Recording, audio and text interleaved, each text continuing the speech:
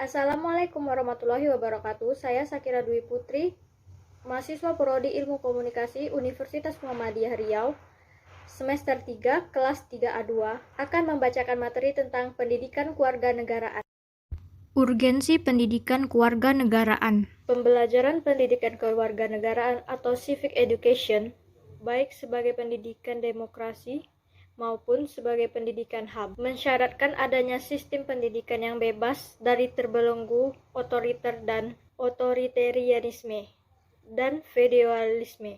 Pendidikan kewarganegaraan mendorong tumbuhnya situasi pembelajaran yang interaktif, empiris, kontekstualis, humanis, dan demokratis. Kompetisi standar atau yang sering disebut dengan kompetisi minimal terdiri dari 3 jenis.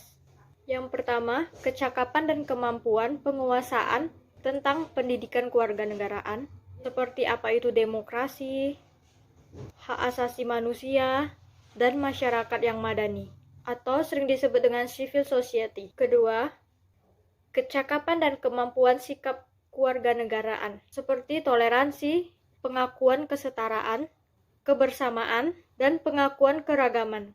Ketiga, kecakapan dan kemampuan mengartikulasikan keterampilan kewarganegaraan, seperti berpartisipasi dalam membuat kebijakan publik, penyelenggara negara, dan kemampuan untuk mengontrol kebijakan publik tersebut. Pendidikan kewarganegaraan bertujuan untuk membentuk kecakapan partisipasif yang bermutu dan bertanggung jawab dalam kehidupan politik dan masyarakat, baik lokal, nasional, regional, dan global, menjadikan warga masyarakat yang baik dan mampu menjaga persatuan dan integritas bangsa dalam mewujudkan Indonesia yang kuat, sejahtera, dan demokratif, menghasilkan seseorang yang berpikir komparatif, analisis, dan kritis, dan bertindak demokratis, mengembangkan kultur demokrasi, yaitu kebebasan persamaan, kemerdekaan toleransi, kemampuan menahan diri, kemampuan melakukan dialog, negosiasi, kemampuan mengambil keputusan, serta kemampuan berpartisipasi dalam kegiatan politik kemasyarakatan, mampu membentuk mahasiswa menjadi warga negara yang baik dan bertanggung jawab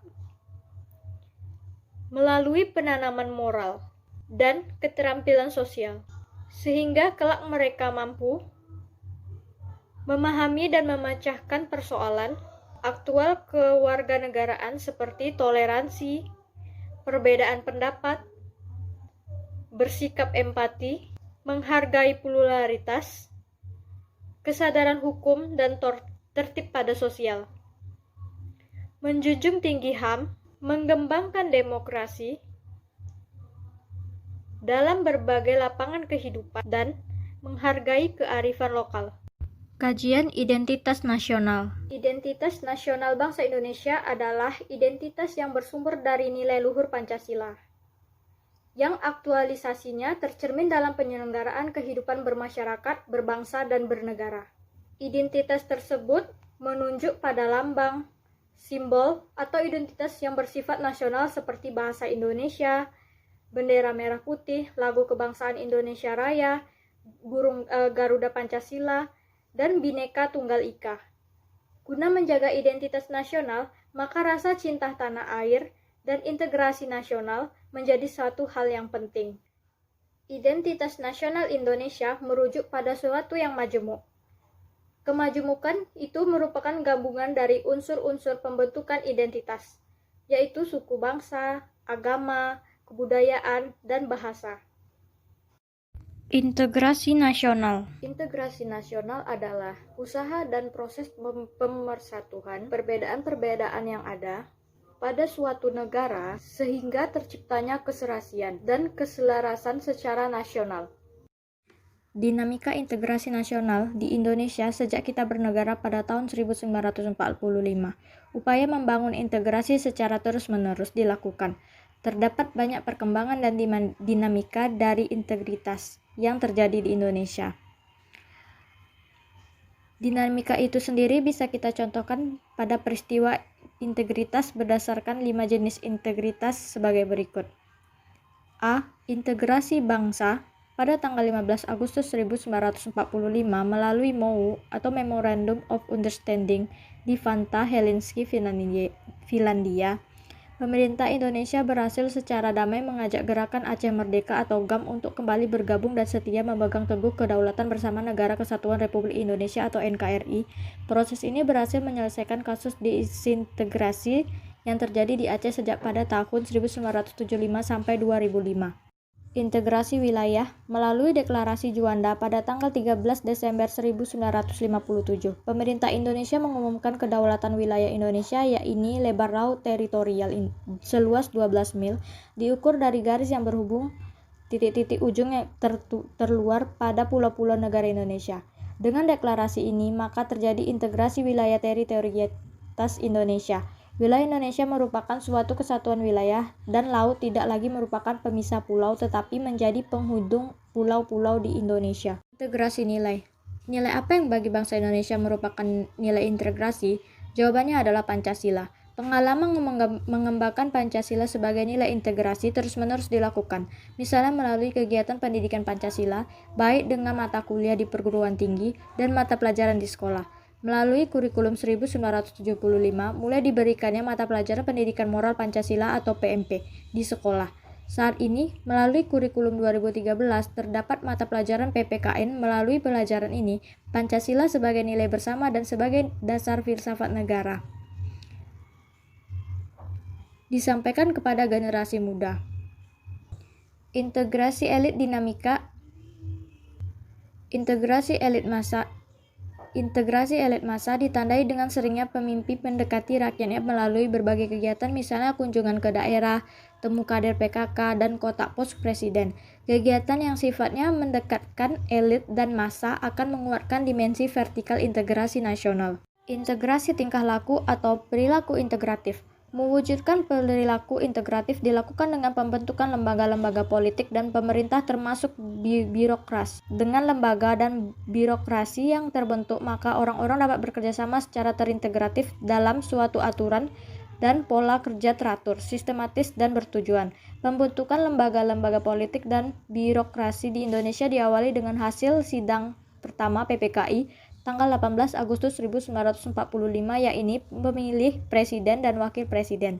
Sedangkan PPKI kedua pada tanggal 1945 memutuskan pembentukan 12. Tantangan integrasi yaitu adanya pembedaan kaum elit dan kaum non-elit. Masalah hubungan darah, kesukuan, ras, daerah, bangsa, dan kebiasaan, besarnya ketimpangan dan ketidakmerataan pembangunan dan hasil pembangunan dapat menimbulkan berbagai rasa tidak puas. Kajian negara dan konstitusi. Negara adalah suatu perkumpulan orang yang menempati wilayah tertentu dan diatur oleh pemerintah negara yang sah, yang umumnya memiliki kedaulatan. Unsur-unsur terbentuknya suatu negara adalah penduduk, wilayah, pemerintah yang berdaulat, konstitusi adalah, dan pengakuan dari negara lain. Kumpulan peraturan yang membentuk, mengatur, atau memerintah negara. Dalam artian sempit, konstitusi berarti undang-undang dasar. Dalam arti yang luas, konstitusi berarti keseluruhan dari ketentuan-ketentuan dasar atau hukum dasar. Keterkaitan dasar negara dan konstitusi. Pancasila secara resmi menjadi dasar negara Republik Indonesia pada tanggal 18 Agustus 1945. Rumusan Pancasila tersebut tercantum dalam Undang-Undang Dasar 1945 sebagai Konstitusi Negara Indonesia. Pancasila dan Undang-Undang Dasar 1945 mempunyai keterikatan yang dapat dideskripsikan antara lain melalui proses penyusunan dan tekstualnya. Hubungan antara negara dan konstitusi tersendiri yaitu, sedangkan konstitusi memuat undang-undang dasar adalah konstitusi yang tertulis, baik peraturan tertulis maupun tidak tertulis, agar membatasi kekuasaan pemerintah. Pentingnya konstitusi dalam suatu negara sebagai alat untuk jamin hak-hak warga negara. Dengan adanya konstitusi, akan tercipta pembatasan kekuasaan melalui pembagian kekuasaan dalam menjalankan negara. Selain itu, adanya konstitusi juga menjadi suatu hal yang sangat penting untuk menjamin hak-hak warga negaranya, sehingga tidak terjadi penindasan dan perlakuan sewenang-wenang dari pemerintah. Hubungan negara dan warga negara di Indonesia diatur dalam Undang-Undang Dasar 1945. Misalnya pada pasal 34 ayat 3 Undang-Undang Dasar 1945 yang berbunyi, negara bertanggung jawab atas penyediaan pelayanan, kesehatan dan fasilitas pelayanan umum yang layak. Kewajiban negara dalam menyediakan fasilitas sekaligus menjadi hak warga negara. Kewajiban negara dalam menyediakan fasilitas sekaligus menjadi hak dari warga negara akan adanya fasilitas. Kewajiban warga negara untuk penyediaan fasilitas harus bermitra dengan warga negara, seperti pada penjelasan warga negara sebagai wajib pajak berkontribusi dalam keuangan negara dalam hal pendapatan negara. Pasal 23 ayat 2 Undang-Undang Dasar 1945. Hubungan negara dan warga negara. Hubungan negara dan warga negara sebenarnya merupakan pembicaraan masalah hak dan kewajiban. Dalam konteks pelaksanaan hak dan kewajiban, kita perlu mengerti prinsip-prinsip dasar hak dan kewajiban negara dan warga negara, adanya pedoman pelaksanaan hak dan kewajiban, dan ada lembaga yang mengawal pelaksanaan hak dan kewajiban negara dan warga negara. Konsep demokrasi adalah pemerintahan dari rakyat, pemerintahan oleh rakyat, dan pemerintahan untuk rakyat. Pelaksanaan demokrasi di Indonesia yaitu demokrasi parlementer atau liberal terjadi pada 1945 sampai 1959. Demokrasi terpimpin terjadi pada tahun 1959 hingga 1965. Demokrasi Pancasila pada era Orde Baru terjadi 1965 hingga 1998. Demokrasi langsung pada era reformasi, yaitu terjadi pada tahun 1998 hingga sekarang. Indonesia adalah negara hukum, bukan negara berdasarkan kekuasaan. Artinya, Indonesia mengaku adanya supremasi hukum dan konstitusi. Artinya, Indonesia menjunjung tinggi peradilan bebas hukum, menjamin peradilan bagi setiap orang, termasuk terhadap penyalahgunaan wewenang oleh pihak penguasa. Artinya, Indonesia adalah menganut prinsip rule of law and not of man. Prinsip inilah yang mampu menghadirkan jaminan bahwa semua pihak secara hukum itu sama, karena prinsip supremasi hukum dan kedaulatan hukum itu sendiri pada hakikatnya berasal dari kedaulatan rakyat. Oleh karena itu, prinsip negara hukum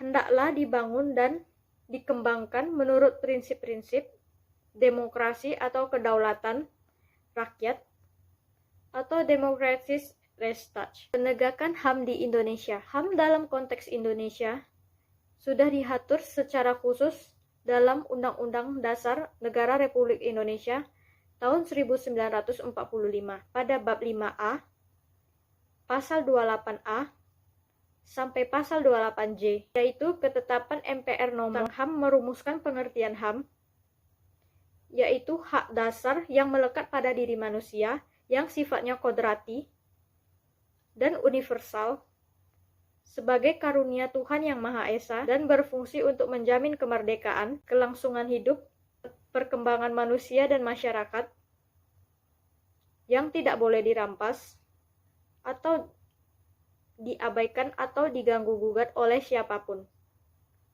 Sedangkan rumusan pasal 1 Undang-Undang Dasar nomor 39 tahun 1999 tentang HAM diartikan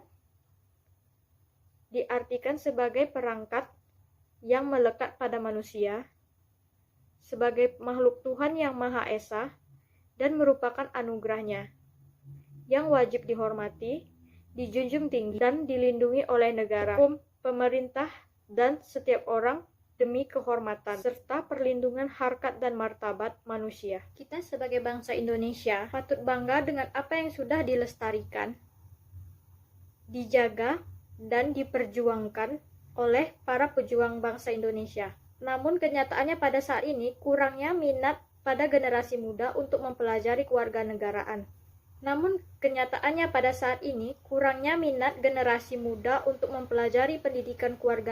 Baik secara integritas nasional dan identitas nasional, mulai memudar dengan perkembangannya zaman. Padahal kita sebagai generasi penerus bangsa, kita bukan ikut memperjuangkan, melainkan mempertahankan apa yang sudah diperjuangkan.